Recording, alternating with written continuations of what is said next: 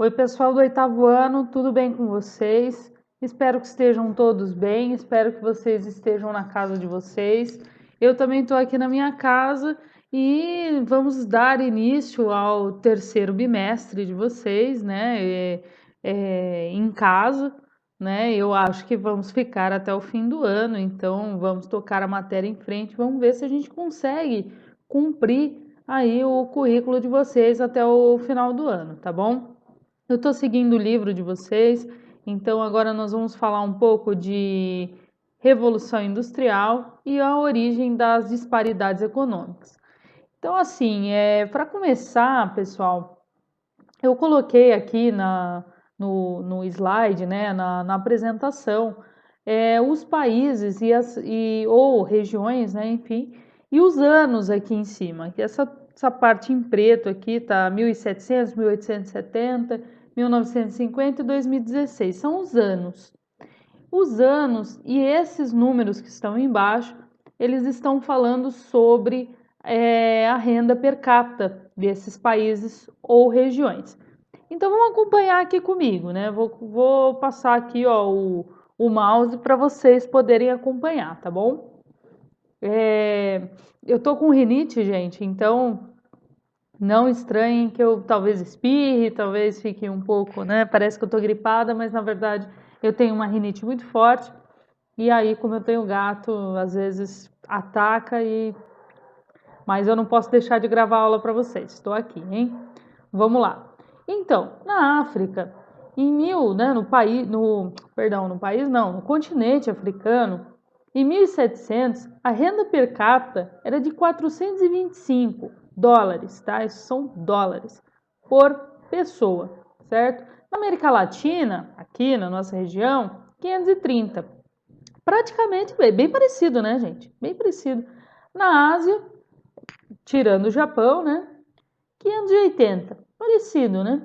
O Reino Unido, que é a Inglaterra, Escócia, País de Gales, aquela região ali, 1.100. Aí sim, um pouquinho mais, né? Mais até do que o dobro do que o continente africano. E Estados Unidos, 530. Então os Estados Unidos, ele estava igual ao Brasil, olha lá, igual a América Latina. Aí 1870, aí a gente já vai vendo que começam algumas diferenças. Então, na África deu uma pequena melhorada, né? Na América Latina também. Na Ásia um pouquinho. O Reino Unido quase triplicou, né? E os Estados Unidos nem se fala, né? Mais do que quadruplicou aí da renda per capita. E assim vai acontecendo. Em 1950, olha, já de 2.300 vai para 9.560 e em 2016, o dado mais atual, 57.466, quase 57.500. E nas outras regiões? A África, olha lá, 1.781. O que a África tem de renda per capita em 2016 praticamente era o que os Estados Unidos tinham em 1870, né? Até um pouquinho, os Estados Unidos tinham um pouquinho mais. E aí essas regiões elas vão sempre aumentando, né? Mas a disparidade, o que é disparidade? A diferença de poder econômico per capita, ele muda completamente. Então, enquanto que aqui em 1700 a gente tinha números parecidos, exceto aqui o Reino Unido, né? O Reino Unido era um pouco mais desenvolvido, mas as outras regiões, era tudo muito próximo o valor, né? A condição de vida de um cidadão africano era semelhante a um latino-americano, semelhante ao que nós vivíamos aqui, semelhante ao que vivia na Ásia, semelhante ao que vivia nos Estados Unidos. Hoje em dia não tem nada de semelhante, né? Uma pessoa que vive nos Estados Unidos, ela tem muito mais poder aquisitivo, poderio econômico, do que um latino-americano, do que um africano, do que um asiático, até mesmo mais do que o Reino Unido. Mas ainda a gente pode dizer que no Reino Unido ainda vivem bem, né? Ainda vivem tranquilos, né? Agora, quando a gente vai ver a diferença que existe de um cidadão norte-americano, né, dos Estados Unidos, para um latino-americano, nossa, é uma diferença muito grande, né? Então, como que isso aconteceu? É isso que nós vamos ver nessa aula. É isso que a gente vai ver na aula. Como que de 1700 a gente tinha esse quadro geral, em 2016 a gente tem essa diferença absurda, né? Entre um cidadão, dependendo da região que ele mora. Bom, então isso tem tudo a ver com a Revolução Industrial, né? Tem tudo a ver. Então, o que foi a Revolução Industrial? A Revolução Industrial foi não só a criação de indústrias, né? A criação de indústrias é claro, né? Houve bastante criação de indústrias, bastante gente começou a trabalhar nas indústrias, nas fábricas, né? Indústria, quando a gente fala indústria, é fábrica, né? São fábricas de coisas, aí pode ser de qualquer coisa.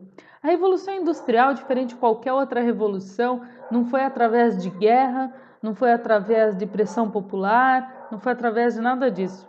A gente chama de Revolução Industrial porque a indústria entrou fortemente nas cidades. Mecanização do campo. O que é a mecanização do campo? Antigamente, antes da Revolução Industrial, as pessoas plantavam qualquer coisa, vamos colocar um feijão. Elas plantavam, eu ia lá, plantava o feijão, colhia o feijão, regava o feijão.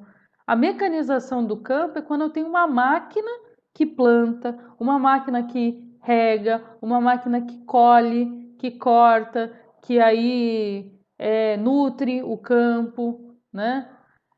Seca a semente. Então a gente tem uma mecanização, seria uma maneira da gente conseguir que as máquinas façam o trabalho das pessoas e assim conseguindo fazer numa escala muito maior.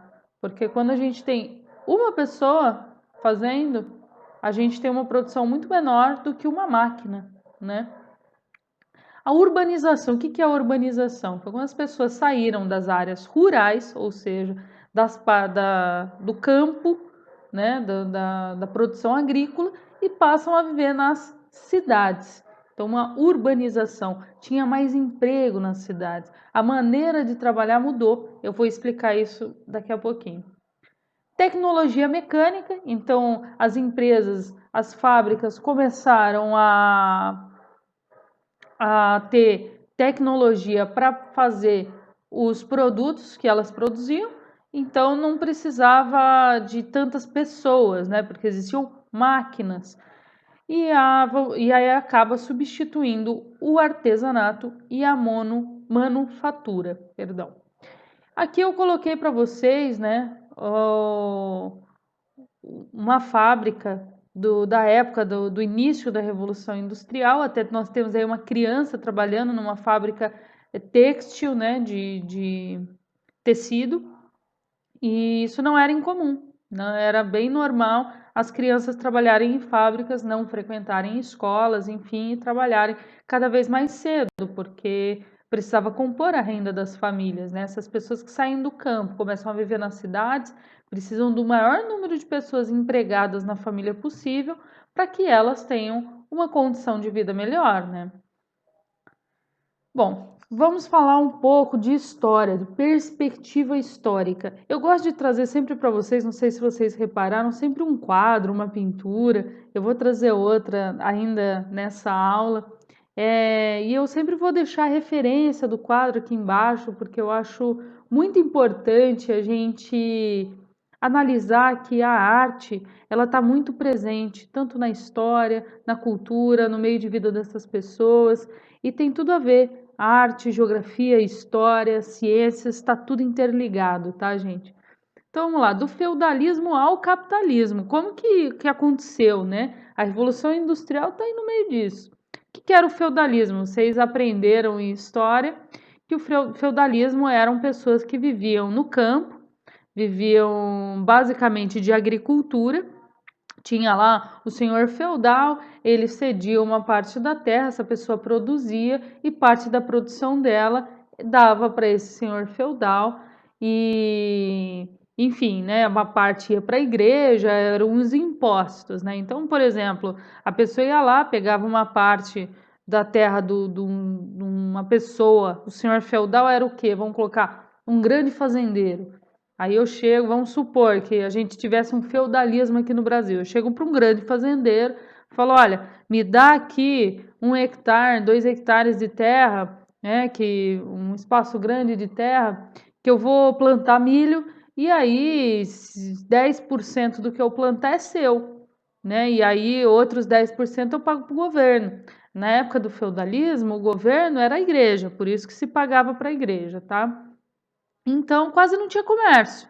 As pessoas viviam assim, de escambos, né? Então eu plantava milho, aí a Antônia, né, minha vizinha, plantava feijão, eu dava milho, ela me dava feijão e assim a gente ia compondo. Aí pegava o José lá da outra terra que tinha a criação de porcos, ele me dava um porco, eu dava milho e assim por diante. Era assim que as pessoas viviam, né? No campo, vivendo de agricultura, de criar animais ali, né?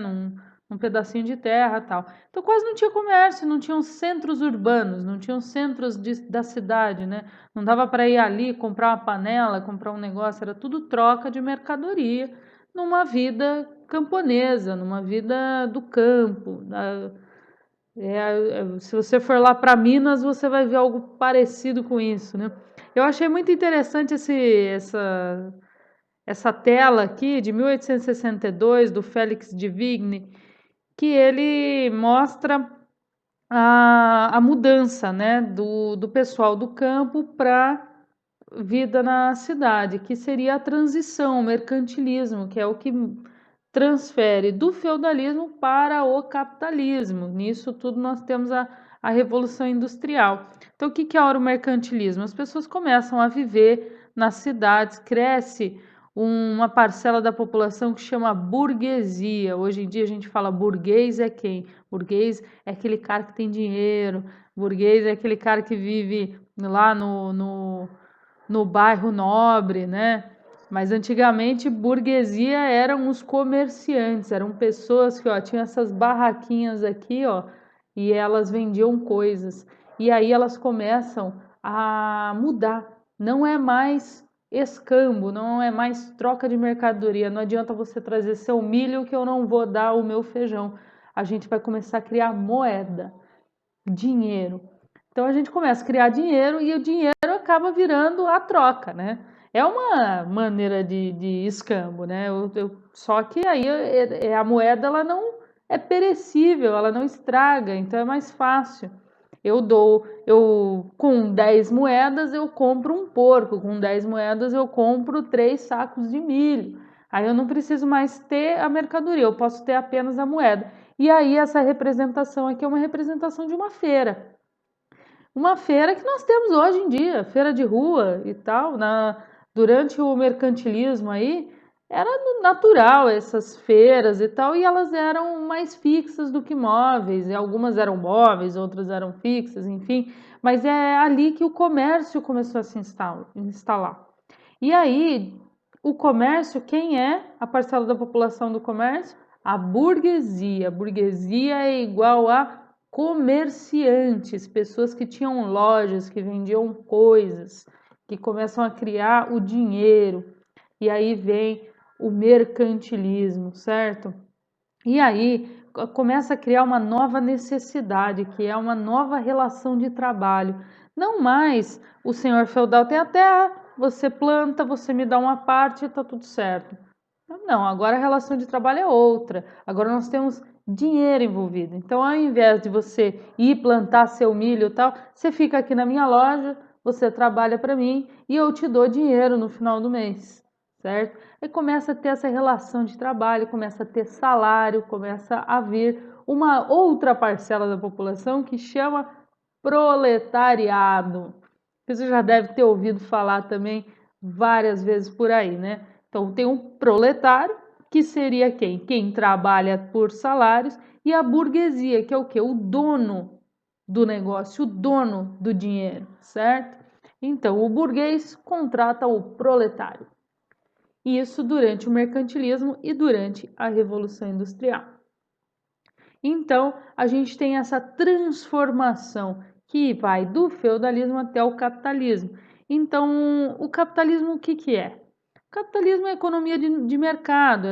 Tendo uma demanda, eu crio uma oferta. Então, ou eu crio essa demanda também, né? A demanda não precisa existir, né? Eu posso criar a vontade da pessoa de ter, como por exemplo hoje. Ninguém precisa de McDonald's, mas o McDonald's cria a necessidade, então cria a demanda. E aí ele oferta o produto dele, que pode ser comida, pode ser sapato, pode ser roupa, pode ser um monte de coisa. Incentiva muito o consumo, então é muito importante que as pessoas comprem no capitalismo, porque é isso que movimenta o dinheiro.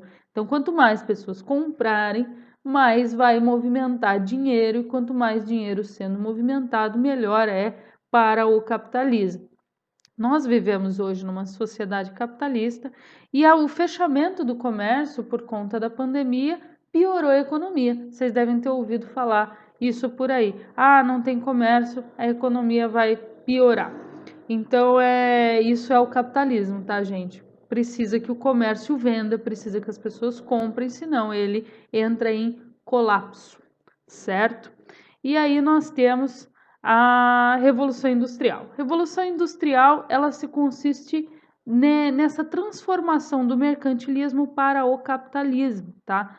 Então, quando eu tenho mais oferta, eu tenho mais demanda, eu preciso produzir mais, eu construo uma fábrica.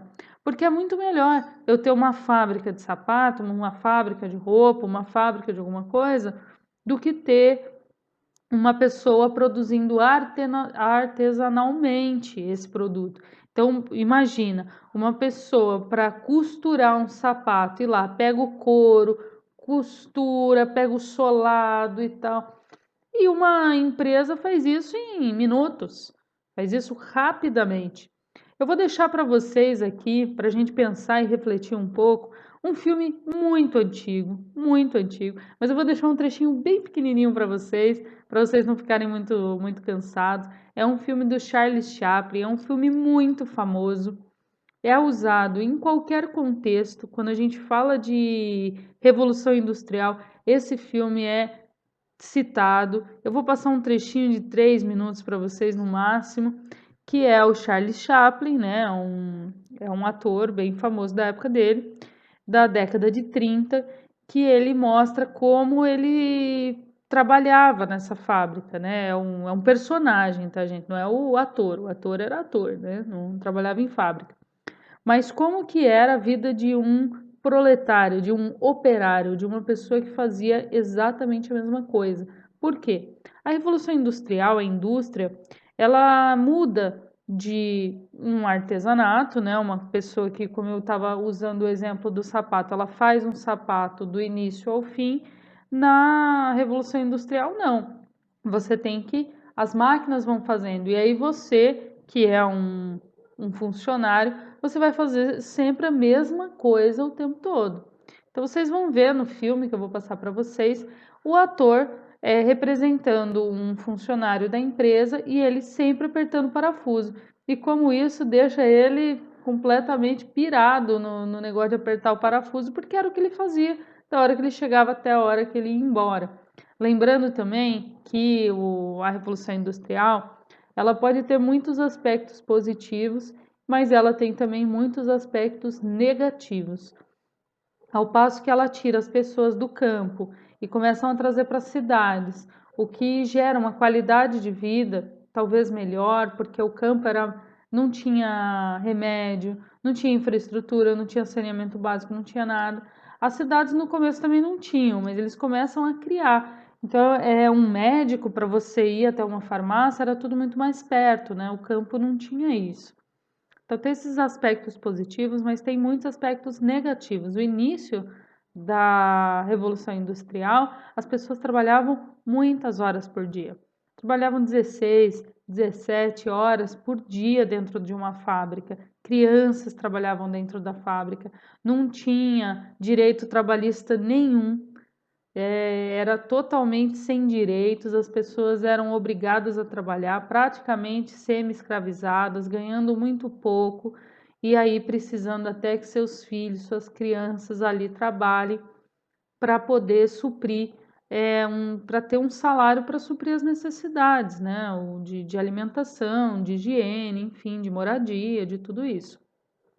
Então, essa transformação do feudalismo para o capitalismo, que tem essa revolução industrial, ela acaba tendo coisas positivas, óbvio, mas tem muitas coisas negativas também.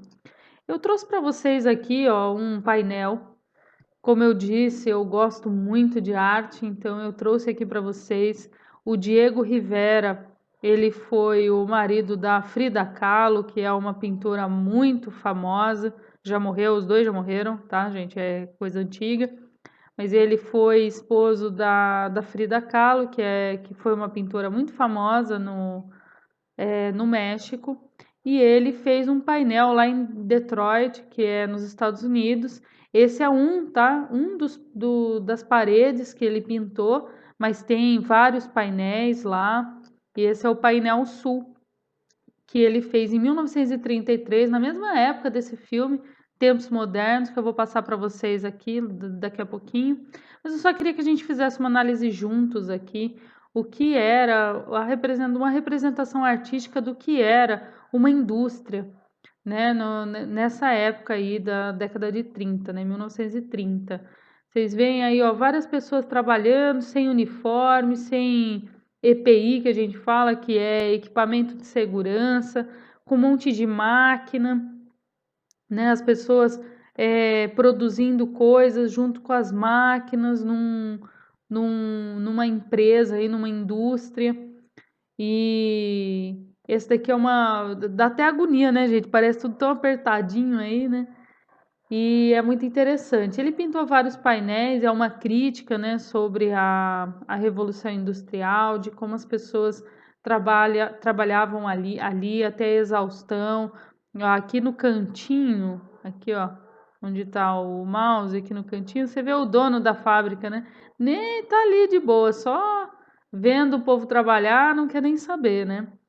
Então o dono aí que trabalhava provavelmente 4, 5, 6 horas por dia só fazendo livro caixa, as finanças, enquanto o pessoal ali se matando e ele enchendo o bolso de dinheiro e esse e pagando pouco para esse monte de gente, né? Então, a Revolução Industrial, ela, do início, ela era extremamente injusta, né? De salário e tudo.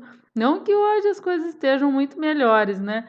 Mas hoje a gente ainda tem alguns direitos trabalhistas, né? Houve uma luta muito grande para ter direitos trabalhistas, diminuir a jornada de trabalho, pagar salários melhores, pagar benefício, registrar numa carteira de trabalho para você poder ter direito a uma aposentadoria. No começo não tinha nada disso, você tinha que trabalhar e trabalhar até morrer, né? Trabalhar até exaustão. Então é muito legal, eu gosto de trazer sempre aí uma arte. Eu na semana que vem tenho uma surpresinha para vocês, que eu vou falar de Revolução Industrial, vou falar das 4 fases, são 3 fases históricas e a quarta que nós estamos vivendo agora da Revolução Industrial, tá bom, pessoal? Espero que vocês tenham um bom final de semana. Fiquem em casa, estejam protegidos aí do vírus, vamos fazer de tudo. Acredito que a gente vai ficar online até o fim do ano, não sei, né? Tô esperando aí que o Estado vai falar, mas eu espero que vocês assistam às aulas, tá? Eu faço com todo o carinho do mundo para vocês, espero que vocês assistam às aulas e que vocês possam compreender um pouco da matéria para no ano que vem, quando vocês estiverem no nono ano, vocês estarem preparados já com essa bagagem aí de geografia, tá bom, pessoal? Bom final de semana e até semana que vem.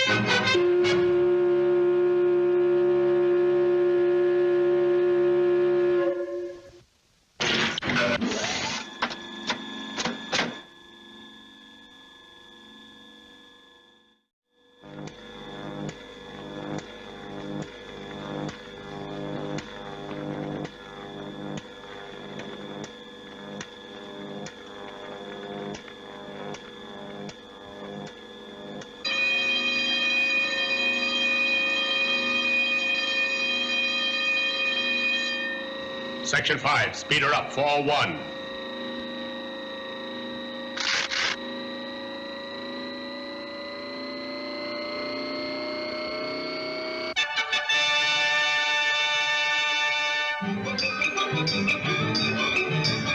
Attention, foreman. Trouble on bench 5. Check on the nut tighteners.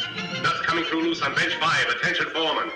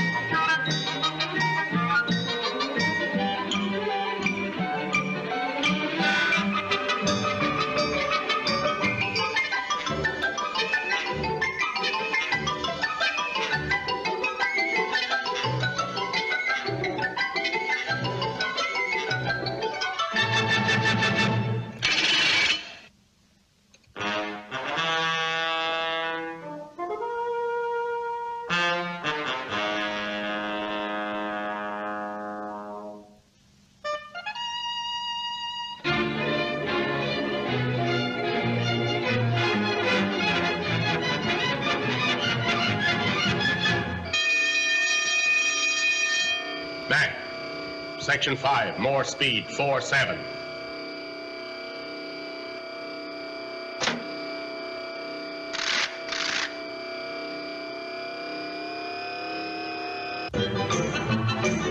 Relief man passing. Relief man passing.